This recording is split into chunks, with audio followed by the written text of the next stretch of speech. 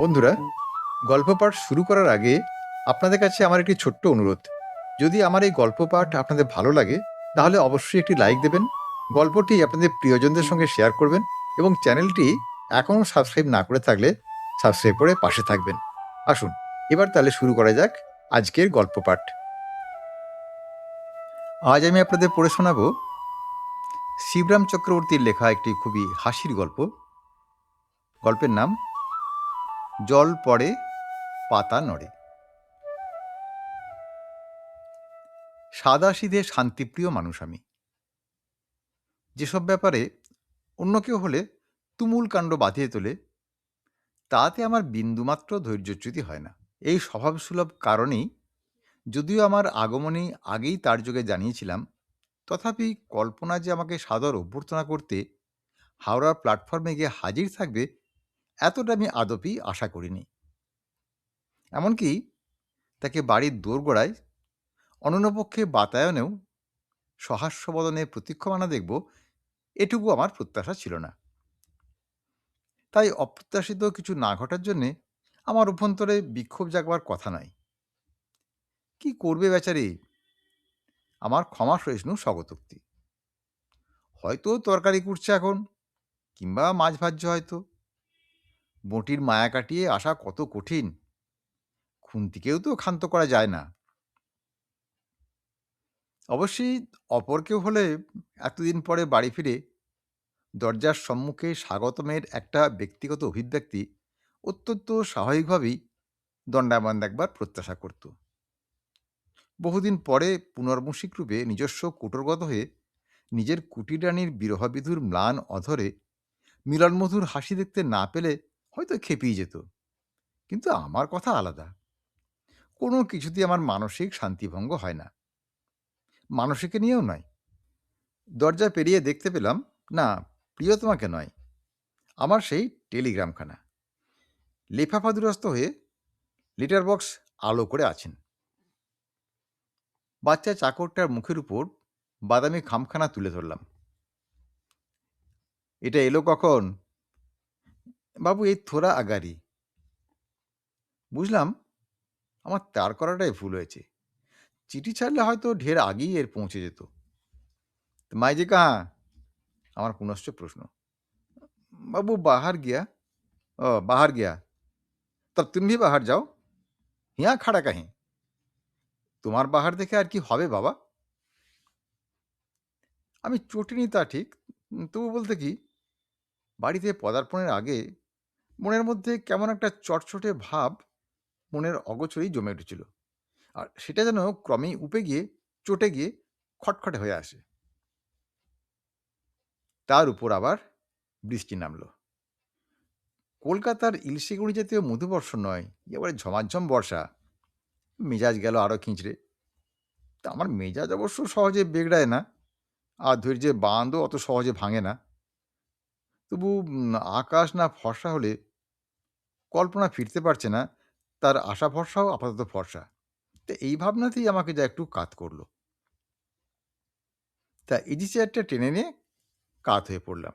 কি আর করা, অভাবিত অনিবার্যরূপে দীর্ঘতর এই বিরহটা চোখে চেখে আরাম করে এখন কাটানো যাক। কল্পনা ফিরল অবশেষে। কল্পনা ফিরতেই আমার অন্তর্গত বিক্ষোভ দমন করতে না পেরে উদ্দাম উচ্ছ্বাসে আমি মুক্তকণ্ঠে হয়ে উঠলাম, আপনারা কি এটাই ভাবছেন? মোটেই না, মোটেই না। অত সহজে বিচলিত হওয়ার পাত্র আমি নই। বরঞ্চ আমাকে তখন সেই যে কি বলে না, নিস্তরঙ্গ সমুদ্র নাকি, একবারে হুবহু তার সঙ্গে তুলনা করা চলতো।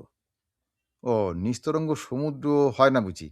তাহলে তড়াগ কিংবা হ্রদ কি মোহনা, তা সে যাই হোক, তরঙ্গহীন ঠিক তার মতোই তখন আমি শান্ত, শান্ত, সমাহিত, একেবারে স্পিকটি নট। ঘন্টার পর ঘন্টা কাউকে যদি কেবল নিজের সঙ্গে একলা আপন মনে কথোপকথন করে কাটাতে হয়, তাহলে আপনার থেকেই তার বাকশক্তি বিলুপ্ত হয়ে আসে। কথা বলবার ইচ্ছা স্বভাবতই থাকে না। কেমন আছো? ভালো আছি, এই ধরনের দু চারটে না বললেই নয়। কিছু কথা বিনিময়ের পরেই ওর অধিক বাক্যব্যয় বাহুল্য মাত্র বলে আমার বিবেচনা হয়ে থাকে। কি হলো? তোমার কথাবার্তা নেই যে? কল্পনা নিজেই কথা বাড়ে। অমন মুখ ভার করে আছো কেন?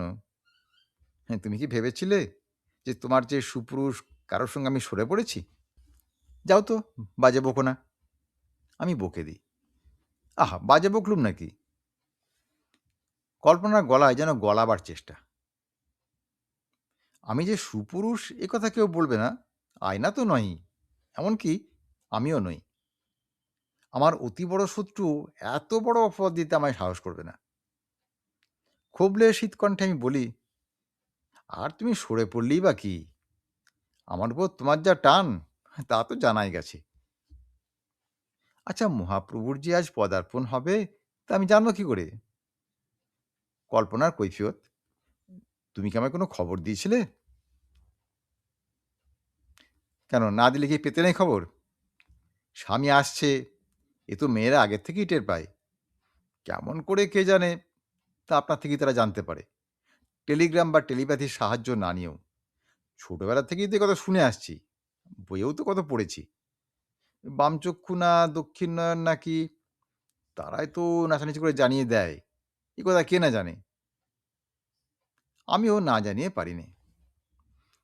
হ্যাঁ, তাই সকাল থেকে আমার বাঁ পায়ের কড়ে আঙুলটা টনটন করছিল বটে, কিন্তু এই জন্যেই যে তা কি করে জানবো? করবে বই কি, করবে বই কি। তার তলায় যাকে দাবিয়ে রেখেছ, সেই ব্যক্তি মাটি ফুঁড়ে উঠছিল কিনা? টনক নড়েছিল যে, টনটন না করে পারে? যাও তো, তোমার রসিকতা তোমার ভাল লাগে না। আচ্ছা কল্পনা, বিয়ের আগে তো তুমি এমনটি ছিলে না। তখন তো তুমি কখন আমি আসবো, কেমন করে যেন টের পেয়ে যেতে। পেছন থেকে পা টিপে টিপে এসেও কক্ষনো তোমাকে চমকে দিতে পারেনি। নিজেই বরং চমৎকৃত হয়েছি। আর আজ, বিয়ের এতদিন পরে, বাকিটা আমি দীর্ঘ নিঃশ্বাসের মধ্যেই উজ্জ্ব রেখে দিই। প্রকাশ করে বলতে হলে সুরবল্লী কষায় সেই বিজ্ঞাপনের ভাষায় বলতে হয়, তুমি কি ছিলে আর কি হয়েছ। প্রকাশ করেই বললাম, সুর যা ছিল সে উড়ে গেছে, এখন পড়ে আছে কেবলমাত্র কষায়। তখন কল্পনা জবাব দিল, তা তুমি ভালো জানো। চিনি কি আর তা নিজের হাত জানে? আর কুইনের বেলাও তো সে একই কথা। আমি কুটিল দৃষ্টিতে ওর দিকে তাকালাম। নিজের বউ হলেও বলতে কি, দেখতে ওকে ভালোই দেখায়। মুক্ত চোখে ওকে সুন্দর বলে স্বীকার করা যায় সর্বসমক্ষেই। সঙ্গে সঙ্গে আমার চোখ পড়ল যে ওর শাড়ি ব্লাউজ সব খটখটে শুকনো। এমন দুর্দান্ত বর্ষণের মধ্যে এ কি, আমার বেশ খটকা লাগলো। কারো মোটরে ফিরলে বুঝি? আমার সন্দিগ্ধ সুর। হ্যাঁ। কার? আইভেদের? কি আক্কেল তোমার বলিহারি! যখন বৃষ্টি পড়ে, আইভেরা বুঝি তখন বাইরের দিকে তাকায়। তারা তখন মোটরের সামনেকার সার্সির পানে চেয়ে থাকে। সার্সির গায়ে বৃষ্টিকণিকাদের লীলাখেলা দেখে। কেবল পুরুষদেরই তখন ফুটপাতের দিকে এক আধবার দিকপাতের ফুরসত হয়। আর পুরুষ ছাড়া মেয়েদের কে আবার লিফট দেবে? গায়ে পড়া কার এত গরজ? আমার গলার মধ্যে কি যেন আটকায়। তুমি বলছো যে, আমি দম নিয়ে বলি, একজন ভদ্রলোক গাড়ি করে তোমাকে বাড়ি পৌঁছে দিল? আমি, মানে, আমি কি সে ভদ্রলোককে চিনি? বোধ হয় না। প্রিয়তমা জানান, আমার তো চেনা নাই। হ্যাঁ, বলো কি? অচেনা একজন পুরুষ, আর তাছাড়া চেনা হোক অচেনা হোক, যে কেউ তোমাকে ডাকবে আর অমনি তুমি তার গাড়ি থেকে উঠে বসবে? কেন গো, তোমার হিংসা হচ্ছে নাকি? এই যে তুমি বলো যে কিছুদিন নাকি তোমার চিত্তচাঞ্চল্য হয় না, কারোর প্রতি তোমার ঈর্ষা নেই, তবে কিন্তু তাও বলি, অমন চমৎকার লোক কিন্তু দেখা যায় না। ইয়া ইয়া তার গোঁফ! কে যেন বলেছিল যে গোঁফ না হলে পুরুষকে মানায় না। গোফালো মুখের মতো তোফা নাকি আর কিচ্ছু হয় না। কে যেন বলেছিল? ওই তো এবারকার সার্কাসে দাড়িওয়ালা যে মহিলাটি দর্শন দিয়েছিলেন, তার সৌভাগ্যবান স্বামী খুব সম্ভব। কথাটা আমি বলতে যাই কিন্তু গলা দিয়ে বেরোয় না। উৎকণ্ঠা থেকে কণ্ঠাগত হওয়ার পথে আমার বাণীর কোথায় যেন অঙ্গহানি ঘটে। খুব খাঁটি কথাই সে বলেছিল। কল্পনা নিজেই নিজের উপসংহার করে। মানে? তার মানে? আমি চেঁচিয়ে উঠি। তুমি বলতে চাও যে তুমি তাকে তোমার চুমু খেতে দিয়েছ? না, না, আমি কিছু দিইনি। আমি কি দেব? মেয়েদেরকে নিজের থেকে কিছু দিতে হয়? না দিয়েই তো তারা পেয়ে যায়। কেবল একটু উন্মুখ থাকলেই হলো। কল্পনার মুখে হাসির ছিটে। আর তাছাড়া লোকটার অসাধারণ ব্যক্তিত্ব। একেবারে ম্যাগনেটিক পার্সোনালিটি। যাকে বলে একবারে চুম্বকের মতো আকর্ষণকারী ক্ষমতা আছে ওর। এটা মানতেই হবে। অ আর সেই আকর্ষণে যত সব পর্দা চুম্বন। রাস্তায় হাঁ করে পড়ে থাকা যত না চুমু, তার গোঁফে গিয়ে পটাপ্পট সেটে যাচ্ছে, তাই না? আমার গলা ঘড়ঘড় করে ওঠে। কণ্ঠস্বর শ্লেষ সাথেই রুদ্ধ হয়ে আসে বোধ করি। এই ঘড়ঘড় ধ্বনির মধ্যে শ্লেষের সুর নিজের সূক্ষ্মতায় কোথায় যেন তলিয়ে যায়। হ্যাঁ, অমনি কি আর যাচ্ছে? ওরকম লোক হাজারের মধ্যে একটাই মেলে। এ কথা বলতে আমি বাধ্য। ওর নির্বিকার সত্যনিষ্ঠা। দেখো, তোমার বাধ্যতা তোমার থাক। সে হতভাগাটা তোমার চুমু খেয়েছে কিনা আমি এই কথাটা জানতে চাই। আমি আরো রুক্ষ হয়ে উঠি। আচ্ছা, তোমার কি ধারণা? কি তোমার মনে হয়? দেখো, অত শত জানি নে। সাদা বাংলায় আমি জানতে চাই। অমন যদি তুমি রাগ করো, তাহলে কিন্তু আমি কিচ্ছু বলব না। না, না, রাগ আমি করিনি। তবে বলতে কি, কিঞ্চিৎ আহত হয়েছি। আশ্চর্য যে হইনি তা নয়। তবে তোমার আর দোষ কি? তোমার দিকে তাকালে কারো পক্ষে আত্মসম্বরণ করা একটু শক্তই মনে হয়। ভালো করে তাকিয়ে সেটা আমি এখন দেখতে পাচ্ছি। ঠিক চুম্বকের মতো না হলেও একটা আকর্ষণী শক্তি তোমার আছে। কিন্তু তাহলেও এই কথা আমি ভাবতে পারিনি যে কেউ এসে গায়ে পড়া হলেই অমনি তুমি তাকে তোমার গায়ে পড়তে দেবে। প্রত্যেক মেয়ের জীবনেই এমন সব মুহূর্ত আসে যে সময়ে কেউ গায়ে পড়া হয়ে এগিয়ে এলে তার আর বাধা দিতে পারে না। কল্পনাকে সহসা কল্পনাপ্রবণ হয়ে উঠতে দেখা যায়। আচ্ছা, তুমি যখন গায়ে পড়ে আমার সঙ্গে ভাব জমাতে এসেছিলে, সে একটা মনোহারি দোকানের সামনে না? অবশ্যই অচেনা এক কিশোরীর মনোহরণের সদভিপ্রায় যদিও। দেখো, অত শত আমার মনে নেই। আমি এক কথায় ওর আত্মবিলাস উড়িয়ে দিই। আর তাছাড়া আমার কথা আলাদা। আমি কারোর সঙ্গে ভাব করতে গেলে তেমন দোষের হয় না। অন্তত আমি নিজে তো তাতে কোনো দোষ দেখতে পাইনি। ওহ, বুঝেছি। সেটা বুঝি অপরের অভাব মোচনের জন্যই তোমার এগিয়ে যাওয়া, তাই বুঝি? হ্যাঁ, তাছাড়া আর কি?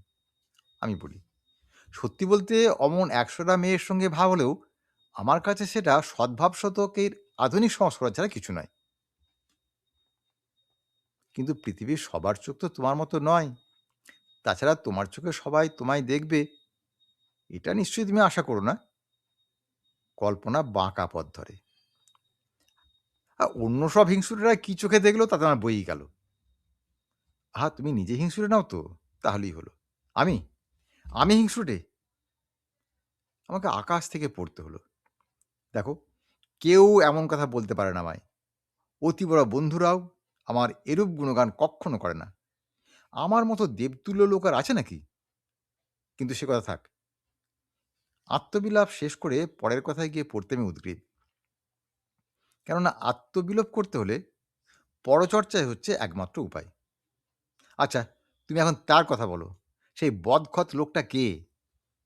বদখত? কল্পনার কণ্ঠস্বরে ক্ষুণ্ণতা। হ্যাঁ, তা বদখত তুমি বলতে পারো বটে। তোমার বলতে আর বাধা কি? কিন্তু এই দুর্যোগের মধ্যে তাকে দেখে, তাকে পেয়ে আমার কি মনে হয়েছিল জানো? মনে হয়েছিল যে শিভালরির যুগ এখনো পৃথিবীর থেকে চলে যায়নি। এবং না গিয়ে ভালোই হয়েছে। হুম, ও যাবেও না কোনোদিন, যাবে না। ওই যতদিন SHG রা থাকবে, তোমার মতো প্রেমে হাবুডুবু খাওয়া মহিলারা থাকবেন, ওই ভেলারাও তার পেছনে এসে জুটবে। আপনার থেকে জুটবে। ভাসিয়ে নিয়ে যাওয়ার জন্যে আর না জুটে পারে? যত সব বিচ্ছিরি লোক ওই তালেই তো ঘুরছে দিনরাত। হ্যাঁ? বিচ্ছিরি? কি বললে? তার চেহারা যদি দেখতে শুনি, শুনি কিরকম চেহারাটা?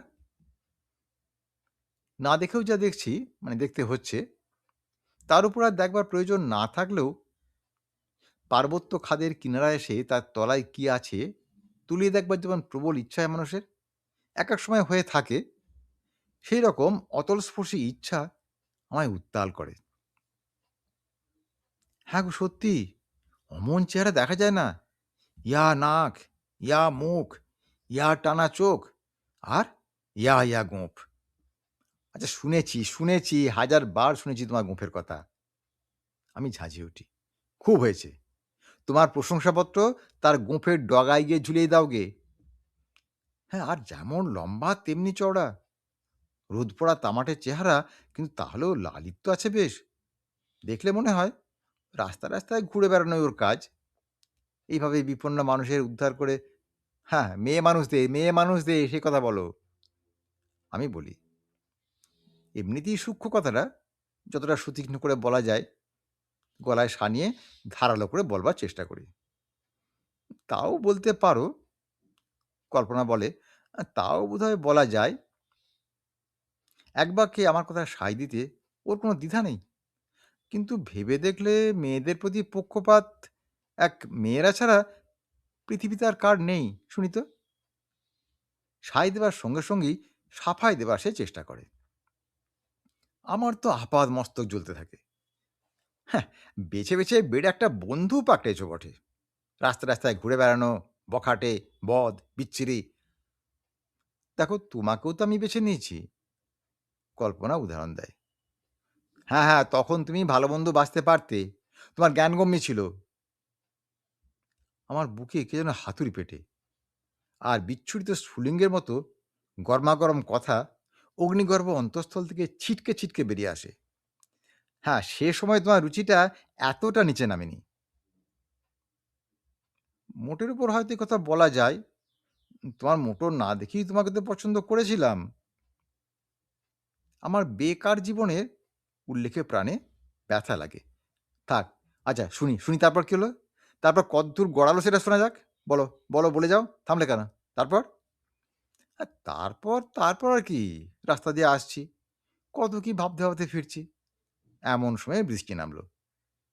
সেই লোকটি সেই সময়ে সেই পথ দিয়ে নিজের গাড়িতে যাচ্ছিল। আর আমি ভিজছি দেখে আমার পাশে এসে ফুটপাত ঘেঁষে গাড়ি দাঁড় করালো। এই আর কি। ও, শুধু এই? হ্যাঁ, এর বেশি আর কি? গাড়ি দেখে আমি চোখ তুলে তাকাতেই আমাদের, মানে আমাদের কি বলবো, ঠিক ভাষাটা খুঁজে পাচ্ছি না। ও, চারি চক্ষের মিলন। আমি ভাষ্য করে দিলাম। হ্যাঁ, হ্যাঁ, ওই কথাটাই বটে। তোমরা লেখক মানুষ, চটপট তোমাদের কথা জুগিয়ে যায়। হ্যাঁ, ওই যা বললে, ওই বটে। ও তাকালো আর আমি তাকালুম। ও অবশ্য আগের থেকেই তাকিয়েছিল। আমি তাকাতেই ও হাসলো। হাসলো? উফ! কি স্পর্ধা! দাঁতে দাঁতে চেপে বলি, তারপর? তারপর এইসব হাসি-হুসির পর তারপর কি হলো? তারপর স্বভাবতই আমি একটু হাসলাম। হাসিমুখেই বলল কল্পনা, স্বভাবতই? উফ! তোমার স্বভাব যে এরকমের তা আমি এতদিন পরে টের পেলাম। তারপর? তারপর কি হলো? তারপর আর কি? সে গাড়ির দরজা খুলে আমায় উঠতে অঙ্গুলি নির্দেশ করল। আর আমি গিয়ে উঠে বসলাম। বাহ! বাহ! বাহ!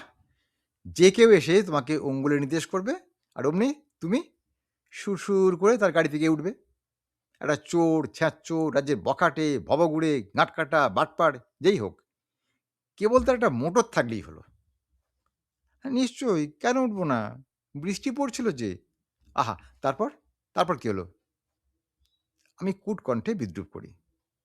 তারপর গাড়ির মধ্যে আরামে যেতে যেতে তোমার করুণাপাত্র নেহাত ভালো আর যেসব মেয়েরা ভিজতে ভিজতে রাস্তায় হাঁটছিল তাদের দিকে বক্রদৃষ্টিতে কৃপা কটাক্ষ করেছিল বোধহয়, নাকি? হ্যাঁ, ঠিক ধরেছ। দেখো তাদের বোকামি দেখে না সত্যি আমার হাসি পাচ্ছিল। বোকা নয় তো কি? আমাকে লাভ করার আগে ওই লোকটি ওদেরকেও গাড়িতে উঠবার জন্য সেধেছিল নিশ্চয়ই। আমার তো দম আটকে আসে। উফ! কি সর্বনেশে লোক! যাকে পাচ্ছে তাকেই ডাকতে কুসুর করছে না। কি ভয়ঙ্কর মেয়ে না একটা রে বাপ! এবং যদিও যাকেই ডাকছে তাকেই পাচ্ছে না, কেননা কল্পনার কথাতেই অনেক ওর খপ্পরে পড়ার চেয়ে বৃষ্টিতে ভেজাটাও বেশি বাঞ্ছনীয় মনে করতে দ্বিধা করেনি। তবু আমার কল্পনার নাগাল পেতে তার কোনো অসুবিধা হয়নি।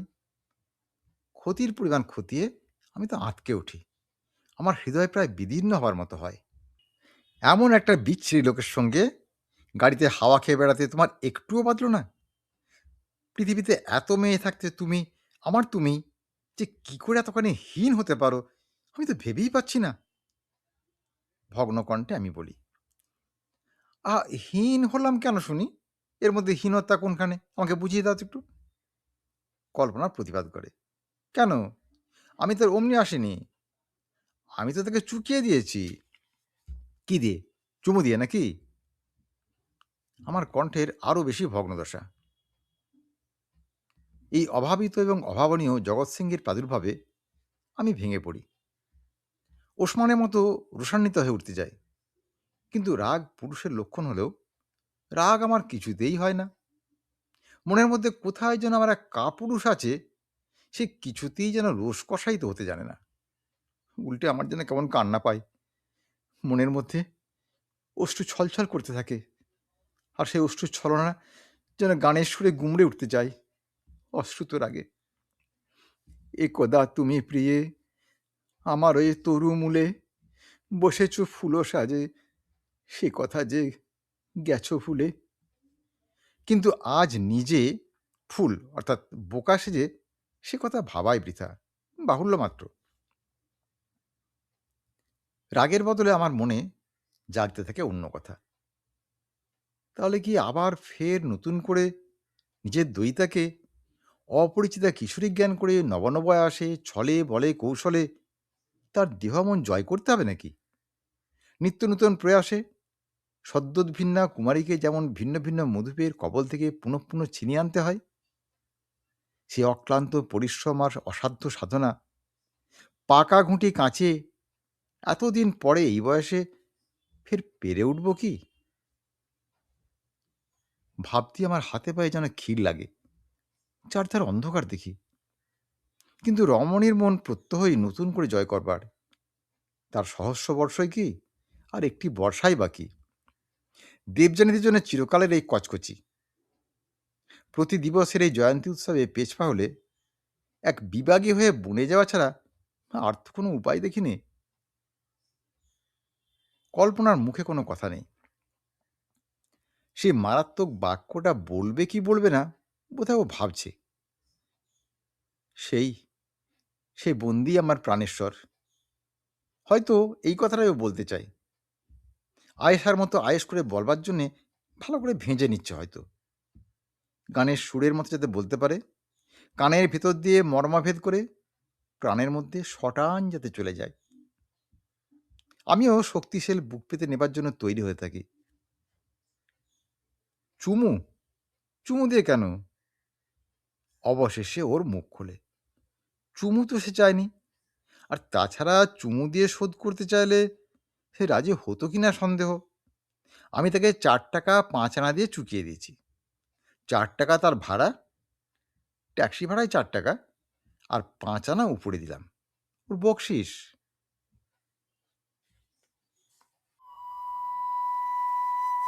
আজকের গল্প পাঠ এখানেই শেষ হলো।